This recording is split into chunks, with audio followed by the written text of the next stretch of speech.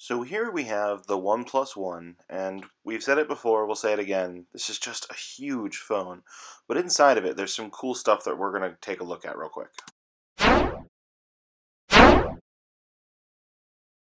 First up is the double tap to wake. This is a really basic feature that a couple of other phones have, but the OnePlus One implements it really, really well. Even when you're holding it with one hand and you go to very gently double tap on it, it wakes up and does exactly what it's supposed to. I couldn't be happier with how well this works.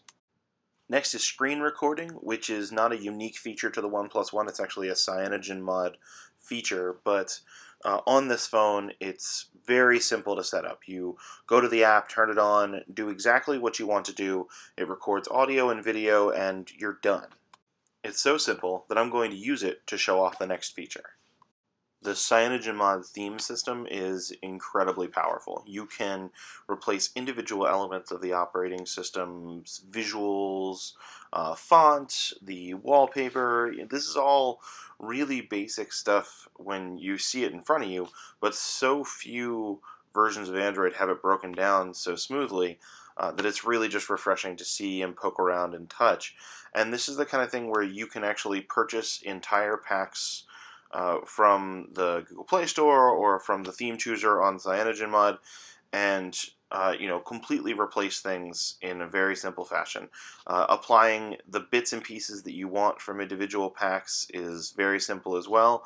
You grab a couple, you hit apply, and then when you hit the home button, the changes are there. You can see that the icons are different for the icons that it applies to. It's obviously not a universal thing.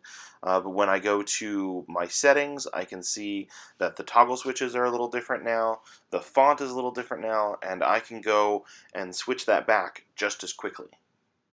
Next up is just the volume of customization that you can get from a phone like this. OnePlus One running CyanogenMod, we've seen you can switch back and forth between having the physical buttons on the bottom or having the digital buttons on the screen. But beyond that, there are a lot of hardware configuration changes. You can go through and set your volume controls so that they behave specific ways based on the orientation of the screen. You can have the phone flip your orientation more than just the standard 2 degrees that you get from every other Android phone. You can control what colors tell you what the battery light indicators are. You can have your notification lights blink in specific colors. The volume of customization for hardware stuff is really just astounding. Perhaps the most important feature is privacy-based. The security features that have been baked into CyanogenMod for a little while now are a big deal. Privacy Guard lets you go through the applications that you have installed and with a simple tap remove that app's ability to access your personal information. This requires a little bit of customization, but it's incredibly important for those of us who don't want that information in the hands of those companies, but still would like to use those services.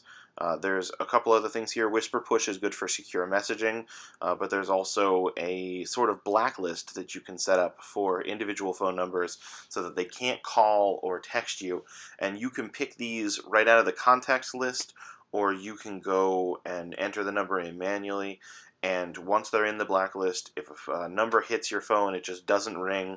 It completely blocks it, and that's really useful to have directly on the phone. If you have any additional features you'd like us to show off for the OnePlus One, or you have any other questions, leave us a note in the comments below. Otherwise, thanks for watching.